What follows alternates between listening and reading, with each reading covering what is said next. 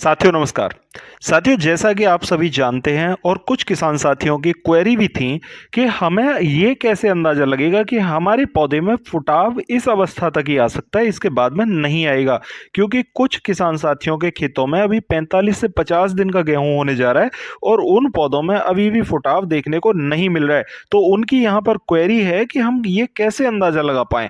तो साथियों यहाँ पर आप जैसे कि देख पा रहे हो, इस पौधे के अंदर जो जड़ों का गुबार है वो तो काफ़ी अच्छा है और इस पौधे के अंदर जो ट्रिलिंग है वो 7 से 8 कल्लों की है।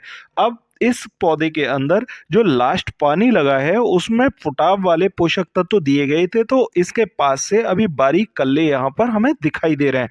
अगर ये बारीक कल्ले दिखाई ना देते तो इस पौधे के अंदर यहाँ तने के पास में जो गांठ दिखाई दे रही है, ये जो फर्स्ट नोड आ चुका है, ये हमारे लिए एक संकेत होता है कि इसके बाद में हमारे पौधे में फुटाव निकालना आसान नहीं होगा।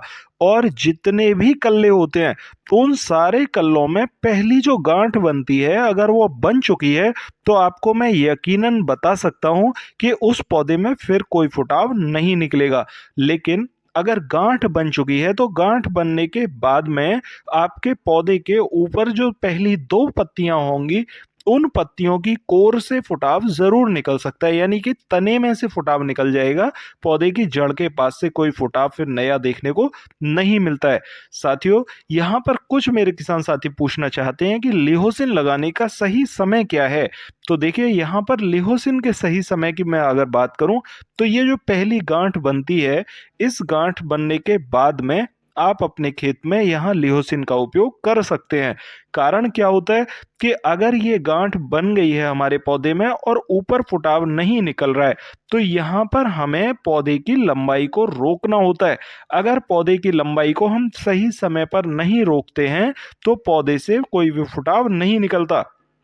अब जिन तनों में नोड नीचे बन चुका होता है उनकी लंबाई बहुत तेजी से बढ़ती है, इसलिए उनकी लंबाई को रोकना यहाँ पर जरूरी होता है।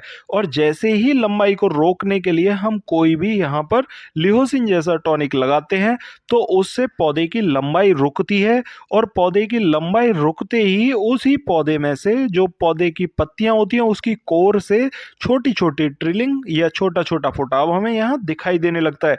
तो साथियों इस टाइप से ये फुटाव बढ़ाने में काफी कारगर साबित होता है और इससे लंबाई को भी काफी हद तक नियंत्रित किया जा सकता है।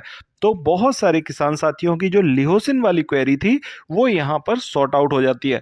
कुछ मेरे किसान साथी पूछना चाहते हैं कि लिहोसिन के साथ में फंगीसाइड लगाना क्यों जरूरी है। तो देखिए लिहोसिन लगाने से फंगीसाइड लिहोसिन के साथ में लगाना इसलिए जरूरी है कि जब हम किसी पौधे की लंबाई को अनियंत्रित होती लंबाई जो होती है उसे रोकने के लिए किसी भी टॉनिक का उपयोग करते हैं तो पौधे की लंबाई को वो जबरदस्ती रोकता है और जबरदस्ती रोकने के चक्कर में पौधे में हल्के से फंगस के सिम्टम्स आ जाते हैं। उन फंगस के सिम्टम्स को रोकने के लिए, उन लक्षणों को नियंत्रित करने के लिए हमें यहाँ पर एक फंगीसाइड की जरूरत पड़ती है, जो कि हमें अपने लिहोसिन वाले साल्ट के साथ ही मिलाकर लगा देनी चाहिए। बहुत सारे किसान साथियों का एक सवाल रहता है कि अगर हमारे पौधे में गेहूं को अगर गाय खा जाती है तो उसमें फुटाव ज्यादा आता है, और अगर कोई खेत है ऐसा जिसमें कि फुटाव नहीं आ रहा है तो उस पौधे में कम से कम 4 से 5 कल्ले होते हैं, और जिस पौधे को अगर अकस्मात गाय खा चुकी हैं तो उसमें कम से कम 18 से 20 और 35 से 40 कल्ले तक हो जाते हैं। ऐसा कैसे होता है?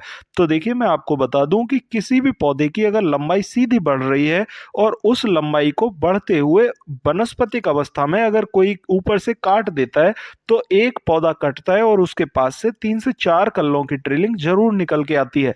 अब ये ट्रिलिंग भी तब ही निकलती है जब पौधे में गांठ ना बनी हो। ठीक है, गांठ बनने से पहले की जो अवस्था होती है उस अवस्था में यदि पौधे को कोई खा लेता है या काट देता है तो उस पौधे में जो फुटाव निकलता है वो जड़ों के पास से निकलता है, और ये जो फुटाव का गुवार होता है वो 35 से 40 कल्ले तक हमारे पौधे को दे देता है। साथियों इसकी वजह से हमें बहुत सारा लाभ देखने को मिलता है। जैसा कि आप यहाँ इस पौधे के अंदर देख पा रहे हो, ये पौधा अकस्मात खाया हुआ पौधा है और इस पौधे के अंदर काफी सारा फुटाव है, और इस टाइप का फुटाव आपको ज्यादातर उन खेतों में देखने को मिलेगा जिनमें गाय उस खेत को लगभग खा चुकी होती है। कुछ मेरे किसान साथी पूछना चाहते हैं कि हम अगर पहले पानी के साथ में फुटाव वाले पोषक तत्व तो नहीं लगा पाए, तो क्या दूसरे पानी के साथ में उपयोग कर सकते हैं? तो कितनी मात्रा उसकी उपयोग हमें करनी चाहिए? तो देखिए, अगर आपने सागरिका पहले पानी के साथ में यूज नहीं करी है या किसी भी कारणवश नहीं कर पाए हैं, तो दूसरे पानी के साथ में आप सागरिका 10 किलोग्राम प्रति एकड़ के हिसाब से यूरिया खाद 35 से 40 किलोग्राम प्रति एकड़ के साथ में मिलाकर उपयोग कर सकते हैं, और ये आपके लिए बहुत अच्छा साल्ट रहेगा। कुछ मेरे किसान साथियों के खेतों में इस बार ऐसी अवस्था देखने को मिल रही है कि वो पौधा स्वतः ही इतना बढ़ गया है कि उसमें गोब में बालियां आ गई हैं, और बालियां आने के कारण जो नीचे की फुटाव है वो बिल्कुल रुक गई है अचानक से, और पौधे में फुटाव अब देखने को नहीं मिल रहा है। तो ऐसी अवस्था में हमें क्या करना चाहिए साथियों? यहाँ पर ऐसी अवस्था अगर आपके पास आपके खेत में आ रही है, तो आपको यहाँ पर सल्फर लेना होगा लगभग 3 किलोग्राम प्रति एकड़ के हिसाब से। हाँ, यहाँ पर स्प्रे के माध्यम से आपको एक खाद देना है पहले तो वो खाद कौन सा होगा? इसमें आप कॉपर ऑक्सीक्लोराइड 250 ग्राम लेंगे, उसके साथ में ह्यूमिक एसिड 500 ग्राम प्रति एकड़ के हिसाब से, यूरिया खाद 500 ग्राम प्रति एकड़ के हिसाब से मिक्स करेंगे, और मिक्स करने के बाद उसे स्प्रे दे देंगे। स्प्रे देने के बाद में आप उस खेत में सल्फर WDG 3 किलोग्राम ले लें, 80% हो या 90% हो। 3 किलोग्राम प्रति एकड़ के हिसाब से लेने के बाद में आप वहां पर सल्फर के साथ में यूरिया खाद मिक्स करेंगे 35 से 40 किलोग्राम प्रति एकड़ के हिसाब से, और इसके साथ में आप यहाँ पर बोरॉन भी ले सकते हो। बोरॉन लगभग 250 ग्राम से लेकर 300 ग्राम प्रति एकड़ के हिसाब से आप उसी खाद में मिक्स कर लो, और प्रति एकड़ के हिसाब से बुरकाव कर दो। यहाँ पर सल्फर क्यों जरूरी होता है साथियों? जिन खेतों में बालियां निकलने वाली हैं, उन खेतों की सबसे ज्यादा जरूरत होती है कि उस अवस्था में हम अपने खेत को सल्फर दे दें। और साथियों, अगर हम सल्फर के साथ में बोरॉन भी मिलाकर दे देते हैं, तो ये हमारे पौधे की जो तने की झिल्ली होती है आसपास की, उस तने की झिल्ली को मजबूत करने का काम करता है। तो हमारे पौधे में मजबूती आएगी, और तना हमारा मजबूत होने के कारण हमारी बालियां मजबूत रहेंगी, क्योंकि अभी कच्चे पौधे हैं और उनमें बालियां अगर आ जाएंगी तो हमारा पौधा कमजोर हो जाएगा। तो इसलिए यहाँ सल्फर के साथ में बोरॉन और यूरिया खाद मिक्स करके आप स्प्रे दे दें, और बुरकाव कर दें, और बुरकाव करने के बाद पानी लगा दें। स्प्रे आपको कॉपर ऑक्सीक्लोराइड, ह्यूमिक एसिड और यूरिया खाद का जरूर लगाना होगा। इससे आपके खेत में जो फंगस पैदा हुई है वो खत्म हो जाएगी, और पौधा स्वतः ही ग्रोथ पकड़ जाएगा, और आपको ज्यादा समस्याओं का सामना नहीं करना पड़ेगा। ठीक है साथियों, इस टाइप से आप उन खेतों का समाधान कर सकते हैं जिनमें की बालियां गोब में आ रही हैं। साथियों, आशा करता हूं आप मेरी बात समझ पाए होंगे। फिर भी अगर आपकी कोई क्वेरी हो तो कमेंट बॉक्स में ज़रूर पूछिए, और अगर चैनल पर नए आए हैं तो चैनल को सब्सक्राइब ज़रूर कर लें, ताकि नई